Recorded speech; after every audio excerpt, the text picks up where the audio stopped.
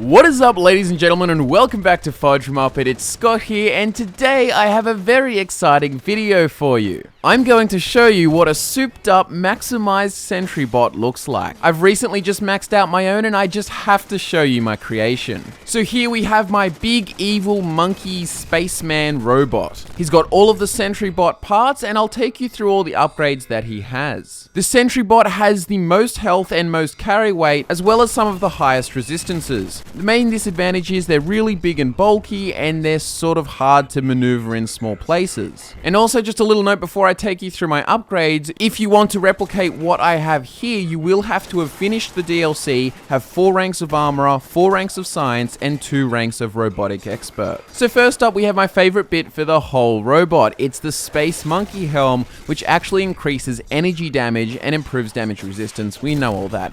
But in the brackets here, it actually has unstable, may break when used, and this basically just means during combat that it can break and it won't come back until combat is over. And basically my character here I've set up with 2 big Gatling lasers, so I want to increase the energy damage as well, and plus it fits in with this sort of silly but yet creepy theme that I've got going on here and I really like. And as for the torso, I've got bits and pieces of armor everywhere, the front brutal storage plate and rear warmonger spiked plate. There's lots of little pieces and there's lots of choices there with small differences and resistances and a lot of aesthetic preference really. But here I've got the left shoulder launcher, which actually shoots cluster grenades, and I have the right shoulder unstable Fat Man launcher, which actually shoots mini nukes.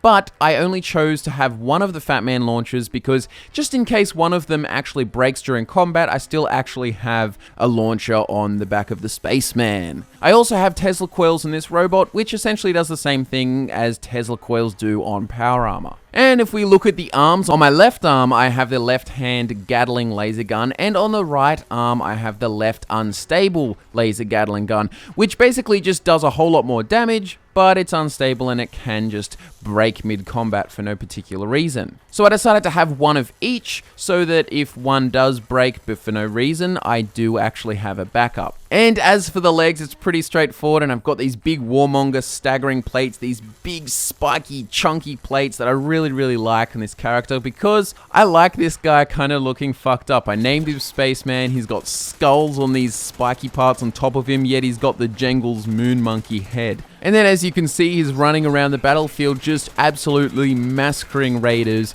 and shooting them with Fat Mans and grenades everywhere. It's really cool. But yeah, this is a good idea of what a Sentry Bot looks like when fully maxed out. Of course, there's little differences if you want to pick something else, but you know, because there's no truly best Sentry Bot, but this is a maximized Sentry Bot. So if you are trying to decide what kind of robot you want to spend your resources on, and what kind of robot you want to upgrade, whether that be Assaultron or Sentry Bot or Protectron even, whatever you want to decide upon, me and Michael are actually going to do some more videos showing other maximized robots and showing them at their sort of best potential so that you guys can sort of see what you actually want to spend your resources and money on. So get excited for those, subscribe for those, like this video if you enjoyed the Spaceman, and dislike it if you don't like the Spaceman. I'm Scott from FudgeMuppet, and I'll see you very soon in another Automatron video.